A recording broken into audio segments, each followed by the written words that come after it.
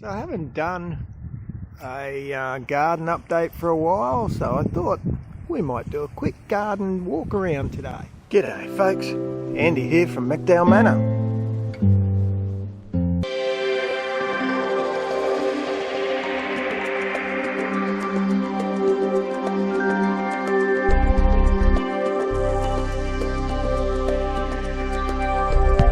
Top end, that's a macadamia nut, and a thing called a lion's mane, which is a medicinal herb.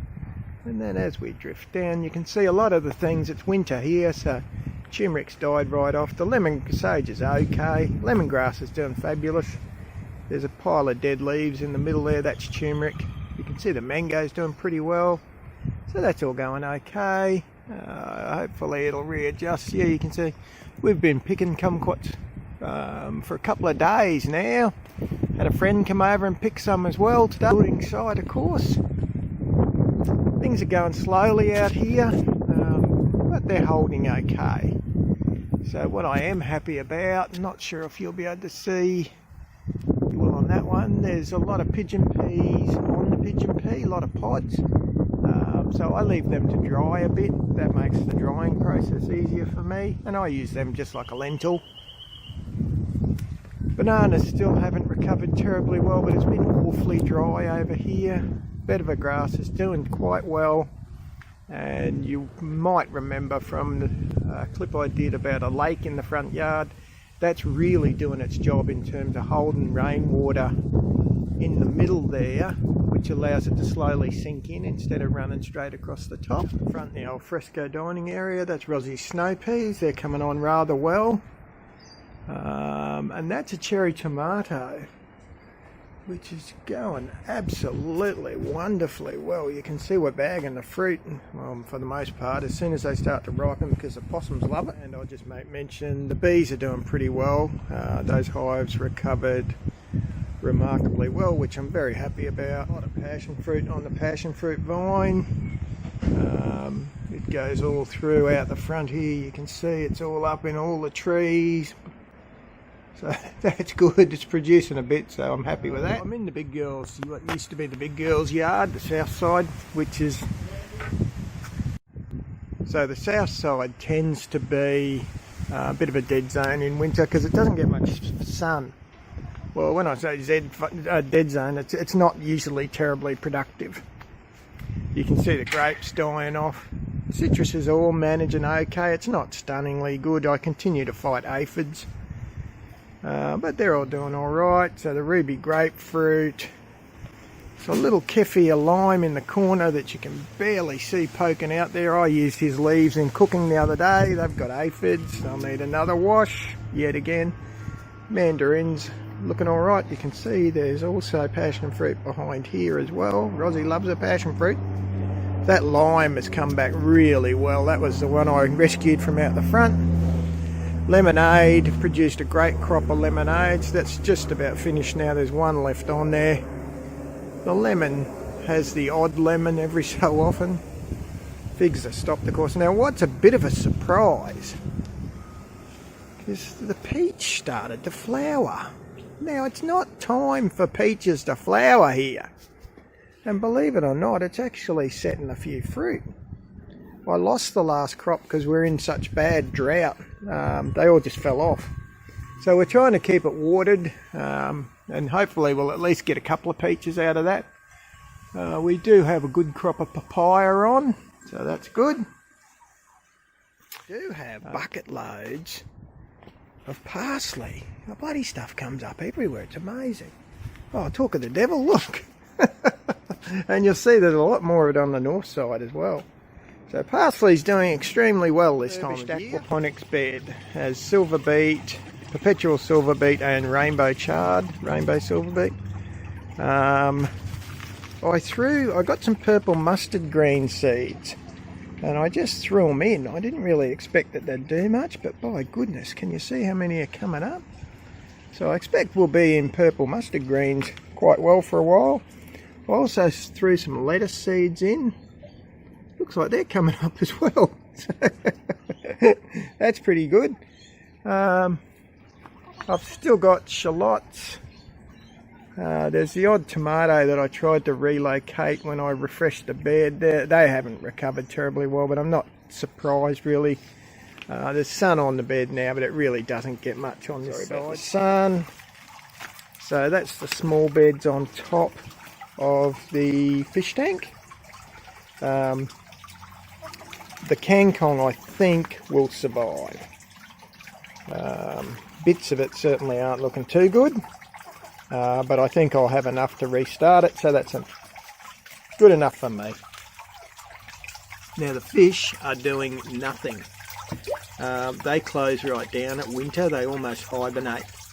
So I've stopped feeding them as well. When the water temperature gets below 10 degrees or below-ish, they stop eating. If you keep feeding them, you're just going to kill them. This is in the chicken pen. That's my 3 girls. So Big Bertha, Becky and Buffy.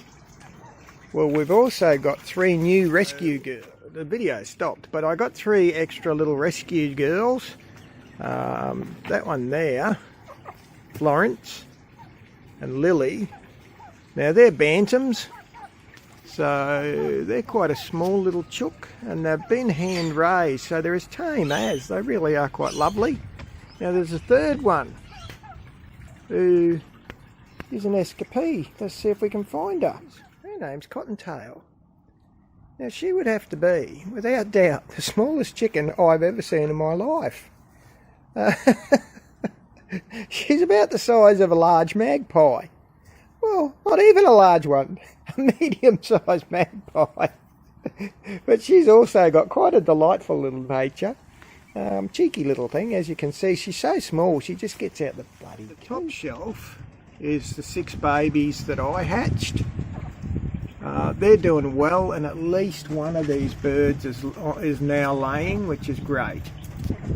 Then underneath that, we have the old girls. Oh, good on you, buddy. And this male who just can't help himself. But pretty much these old girls don't lay anymore. They're just, well, they do lay. They lie around all day baking in the sun, and that's about all they're good for, the poor old buggers. If really I should knock them, if I was being sensible, these would all be in the freezer ready for eating. But I really don't like doing that. I'll probably do a couple just to sort of not waste. Spudomatic wall, to quote our friend Davey.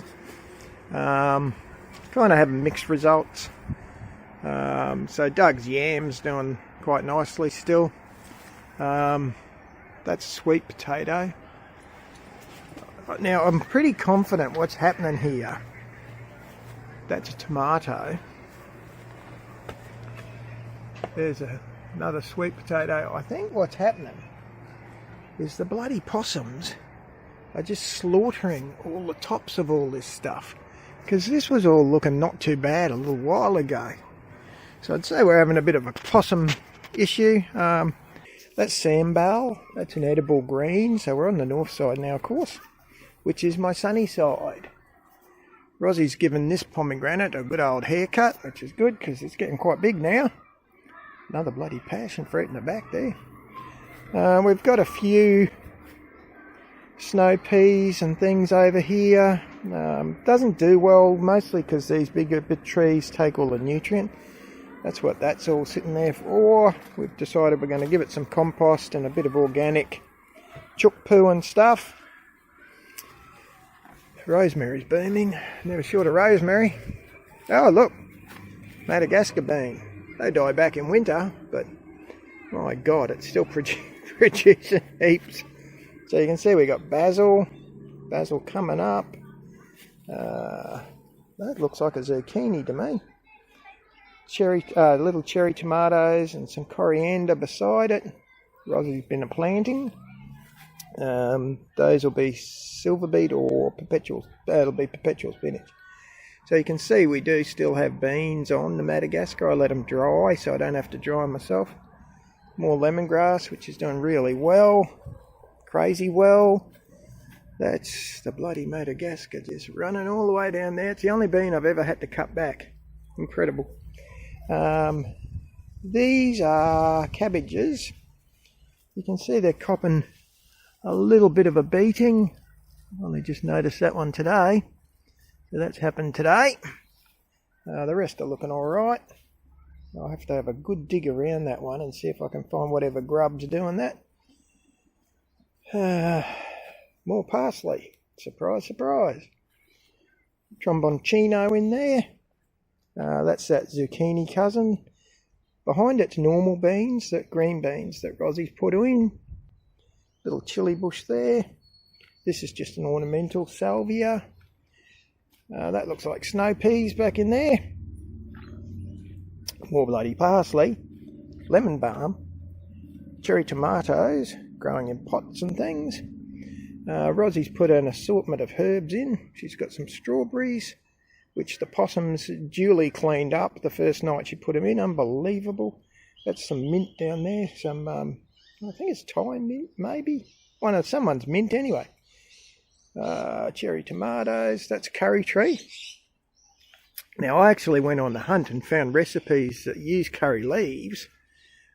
Bloody good, I've got to say. I'll have to do a couple of videos on that because there were some really good recipes. So happy as heck about that. Chili's done quite well. She's a big one. I've actually picked a few of these just recently as well. There's not a lot of red ones on there. You can see quite a few green ones. It's going quite well. I'm really happy. More cherry tomatoes. These are all the citrus. Some of those have got little citruses on. More cherry tomatoes coming in there. So this side does much better. That's blueberry, so you expect that to die back, both those grow bags. And ginger's barely holding. The turmeric's died back. Well, that's what it's meant to do. That's a mushroom plant. Tastes just like mushroom. That's Rosie's gooseberry. It's actually got a few gooseberries coming on. Cranberry hibiscus has come back. Most of that stuff down there is warrigal greens. It looks like Rosie's put something in there. I'm not sure what that is. God bless her. There's snow peas in the back there. That looks like another gooseberry to me. Some thyme. And they're back onto the well-producing passion fruit vine. That's sweet leaf. There is a grape in there. Some people remember I actually did quite well from this side of the yard's grape, so I was very happy with that. So that's the yard in a nutshell, folks. A quick walk around in the middle of winter when I guess most folks in a lot of places would be suffering and nothing growing, and you're growing only indoors. You can see things continue pretty much on over here. It's quite warm. I think it's about 24, 25 today. Gets a bit cool at night, so down to about 10 degrees or a little less at night, which is what slows the fish right down, of course. But for all intents and purposes, if we can get sun, things will grow great guns. So this side does well, but I don't get sun on the other side, so it does no good. That's my little summary of... Tried to be brief for you. What's happening at MacDowell Manor? All right, folks, you have a good one, eh? Enjoy your gardening. Hooroo.